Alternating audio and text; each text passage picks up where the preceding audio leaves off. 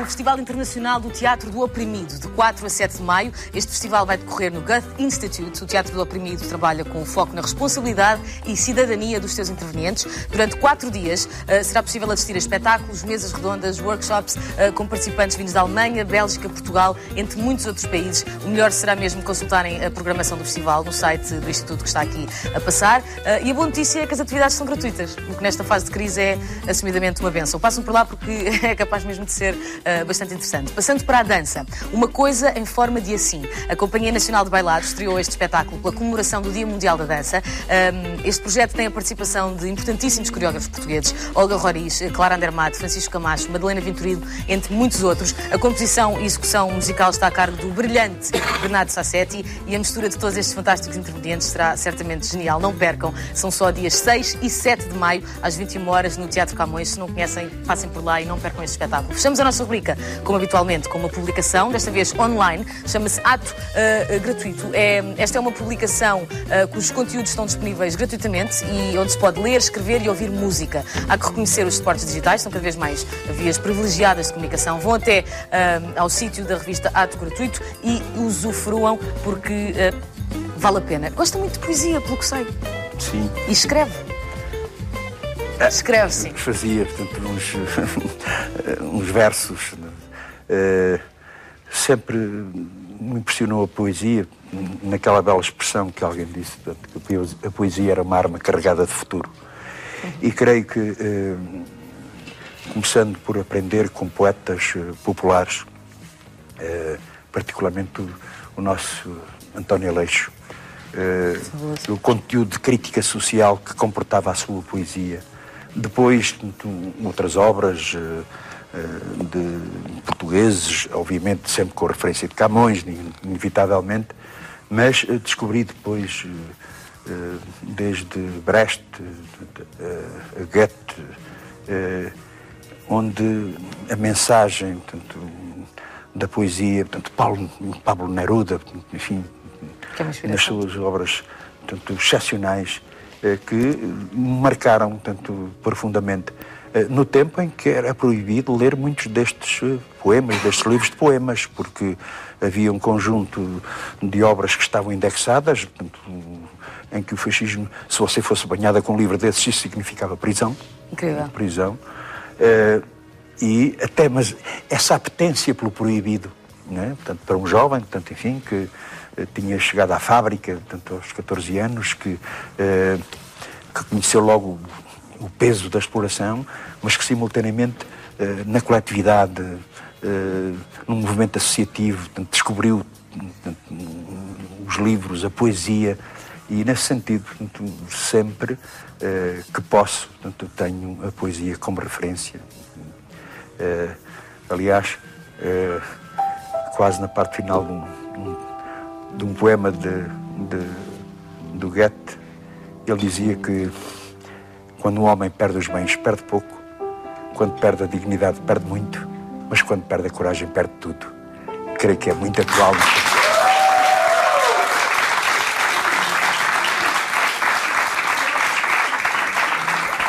Não quero ficar cá connosco para a semana também. Como é que... nós temos mais uma pergunta do povo para fazer. Vamos ouvir a pergunta. Vamos lá. Será que bebemos champanhe ou sangria? Eu não sei, mas has de me perguntar e has de me responder. Fica fixe. Fábio, muito obrigada por seres quem és.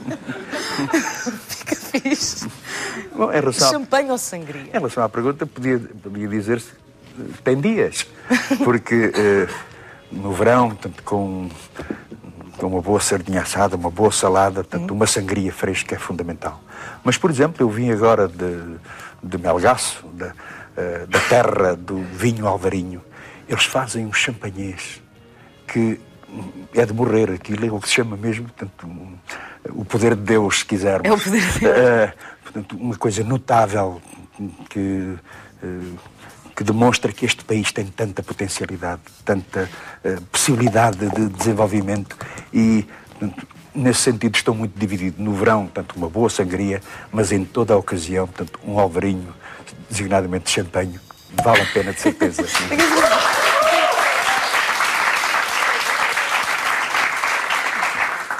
Eu tenho só que lançar esta VT antes de lhe perguntar, porque eu acho que em campanha deve acontecer muito isso, deve ser um fenómeno Fernando Mendes preço certo, não é? Devem-lhe oferecer tudo. E deve, não é? Dizer, mas tão lá, só mais um bocadinho, sou candidato. Então deve ser assim um fenómeno. Parece-me, não sei. Sabe, a solidariedade é uma coisa interessantíssima. Houve um momento numa campanha eleitoral, num debate a 5 também, com diversos candidatos, que ainda cá estão, alguns deles. Eu fui ao estúdio, um velho estúdio do Lumiar, que tinha apanhado um frio muito grande na Serra da Estrela.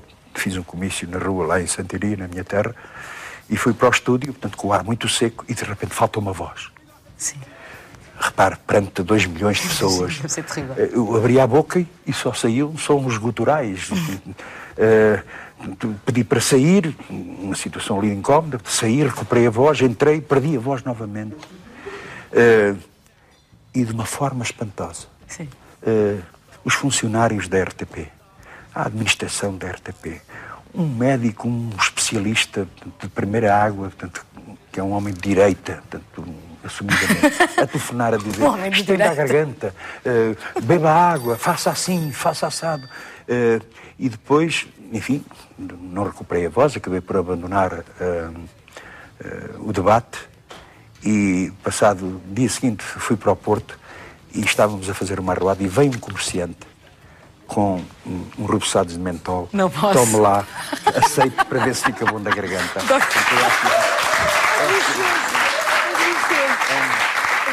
Uma coisa picante também. É maravilhoso. Deixa-me só lançar esta VT. A Live TV Filmes, como sabem, está connosco desde a 4ª temporada. Não podia deixar de marcar presença nesta edição. 2 grandes espetáculos que podem assistir nas próximas semanas. Do Desassossego, no Teatro da Comuna. Aliás, que está vivo, graças ao camarada Álvaro Cunhal, a verdade é esta. E Irene, no Teatro Urbano. Fiquem atentos, vejam, nós voltamos já. Até já. Olha sobre o papel, a vida vem sem beleza. O cigarro barato que estendo sobre o mato do João Velho. É um espetáculo sobre nós, sobre o ser português, o ser humano. Estive esta paixão há muitos anos e decidi adaptá-lo porque queria partilhar com as pessoas um dos livros que mais me tocou.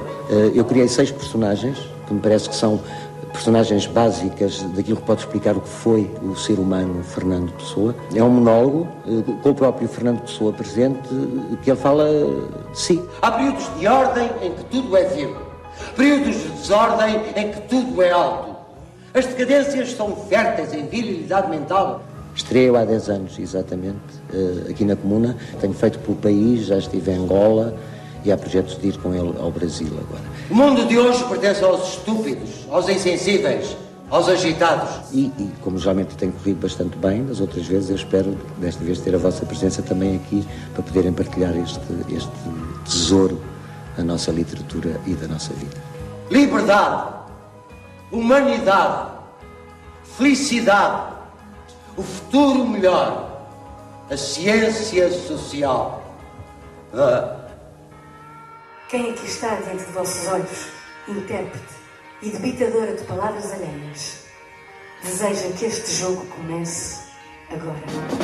Este espetáculo nasce da vontade de, primeiro, do FIAR, que nos propôs a mim e ao Luís fazer este espetáculo, depois da vontade de trabalhar com a Cláudia Lucas Schell e termos encomendado este texto, e depois as coisas foi um encontro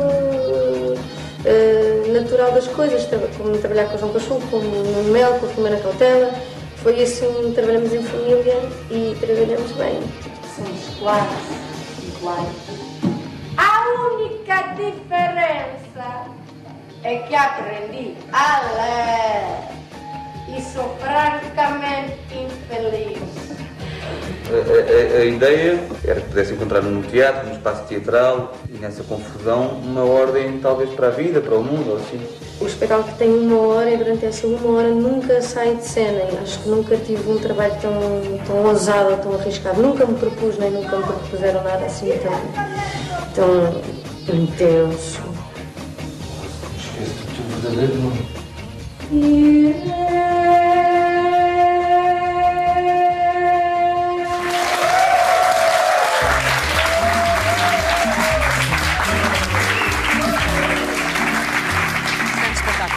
passem por lá. Jerónimo, temos uma enxurrada de perguntas que nos fizeram online. Eu tenho aqui uma de um senhor chamado Juan Papali que diz, em 15 segundos, qual a primeira medida se fosse eleito? A primeira medida seria, em relação à situação que vivemos, pôr a pagar quem deve pagar e aliviar os bolsos daqueles que menos têm e menos podem. Esta seria a primeira.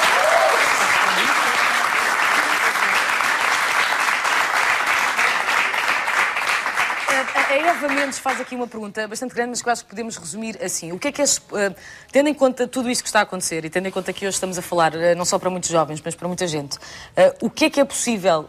As pessoas já se manifestaram na rua, já foi um número mais do que significativo. O que é possível fazer agora para lutar contra medidas como o aumento idiota dos falsos recibos verdes, os problemas que neste momento estão em cima dos jovens e que não parecem ter uma solução breve? O que é que se pode fazer? Há alguma coisa que se possa fazer concreta, na sua opinião? Bom, em primeiro lugar, a luta e as ações de rua que as jovens gerações já demonstraram ser capazes de fazer não devem ser apenas um momento, um ato isolado, portanto, que acaba no dia seguinte. Deve continuar. Depois também o dia 5 de junho é uma excelente oportunidade, porque só alterando a relação de forças naquela Assembleia da República. Falou, no caso concreto, dos recibos verdes. O meu grupo parlamentar apresentou uma iniciativa legislativa de combate aos falsos recibos verdes, exigindo que, portanto, nos casos em que essa falsidade existe, portanto, sejam convertidos em contratos de trabalho. Mas a tal relação de forças, e porque os partidos não são todos iguais, a maioria votou contra.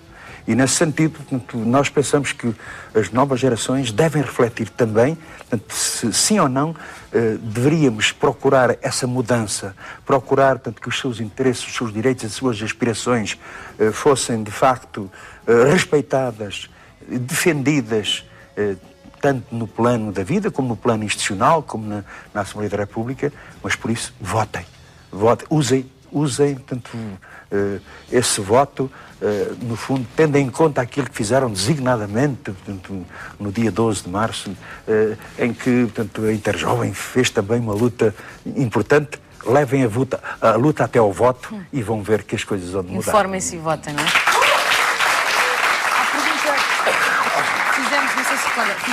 Fizemos a pergunta no Facebook do que é hoje o comunismo. Tivemos variedíssimas respostas. Só temos tempo para ler duas, de facto. Mas uma delas diz: comunismo, trabalho em que se reparte com direitos de prestação iguais, direitos sociais justos, cooperação de várias entidades para progredir a nível económico, para um centro positivo e força comunitária. Isto parece-me bem. A Eva Raio tem uma opinião que me parece que há muita gente que tem esta opinião, que diz: comunismo é uma forma de governo que fica bem como oposição, mas como forma de governo não funciona. O que é que tem a dizer sobre isto? Bom, em primeiro lugar, portanto, dizer que nós, portanto, vemos do processo histórico, portanto, um processo demorado. Portanto, nossa luta hoje aqui em Portugal, o Partido Comunista Português, a nossa luta é por uma democracia avançada, onde existam 4 vertentes fundamentais: democracia política, democracia económica, democracia social, democracia cultural e eu acrescento aqui soberania nacional. Portanto, não é o socialismo, é uma etapa intermédia, tendo como referência, por exemplo, a Constituição da República Portuguesa. Portanto, mas o nosso horizonte é mais largo, portanto, nós perspectivamos de facto a construção do socialismo. E pensar que os comunistas, portanto, não são capazes de participar num governo. Nós temos experiências, portanto, interessantíssimas, por exemplo, no poder local. Portanto, as autarquias, a CDU, são das autarquias mais respeitadas pelo trabalho realizado, pela obra feita, e também estaríamos bem no poder. Mas não queremos um poder que nos ofereçam 2 ou 3 lugares de ministros para, digamos, ser cúmplices de uma política profundamente errada. Nós consideramos, primeiro, é preciso alterar a política. depois, portanto, formar um governo patriótico e de esquerda, onde os comunistas não estivessem sozinhos, com certeza. Há gente séria noutros partidos, há gente séria sem partidos, há portugueses preocupados com o seu país que não são de partido nenhum. É com esses que nós pensamos que é possível construir um governo diferente, com uma política diferente. E pensem sempre nisto. Às vezes liga-se o Partido Comunista à falta de liberdade. Quem, como nós, lutou durante 48 anos em condições tão difíceis, em que muitos camaradas meus pagaram com a própria vida, em que foram perseguidos, torturados, na luta pela liberdade e pela democracia. Como é que um partido que lutou tanto pela democracia e pela liberdade era capaz de tentar eliminá-la? Não pensem nisso. Nós amamos a liberdade.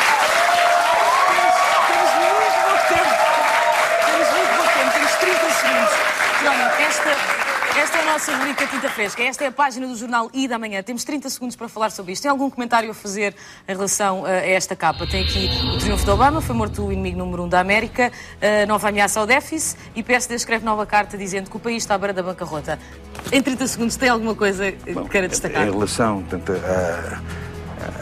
à morte do Bin Laden, nós queremos dizer o seguinte: este Partido Comunista Português foi sempre contra o terrorismo, seja ele do Bin Laden, seja ele do terrorismo de Estado, como acontece em alguns países que praticam esse terrorismo. E consideramos que a melhor forma de combater o terrorismo é criar mais justiça social, mais emprego, evitar, portanto, a fome, a doença, portanto, e o desespero. Porque esta é a melhor forma, a melhor arma de combater o terrorismo e não depois aproveitar-se dele para ocupar, para invadir, para impedir que os povos escolham o seu próprio devir coletivo. Nesse sentido, portanto, enfim, insisto muito nesta ideia. Condenamos, portanto, o terrorismo, venha ele de onde vier. Sabe? E em relação às outras notícias... Lê amanhã. Mais uma carta do PSD. Portanto, eu acho que o PSD está com uma contradição insanável. É que está de acordo com as medidas draconianas que a Troika quer impor. Já disse que estaria disposto a dar o acordo, mas depois vem dizer aos portugueses que não se preocupa, que nós não queremos mais despedimentos, não queremos mais cortes nos salários, mais cortes aqui e lá. Portanto, tem que resolver essa contradição. Não se pode estar bem, como diz o nosso povo, com Deus e com o diabo. Não é? É extraordinário. Vem aqui ao pé do jornal. Podes bater palmas, Betão, podes bater palmas.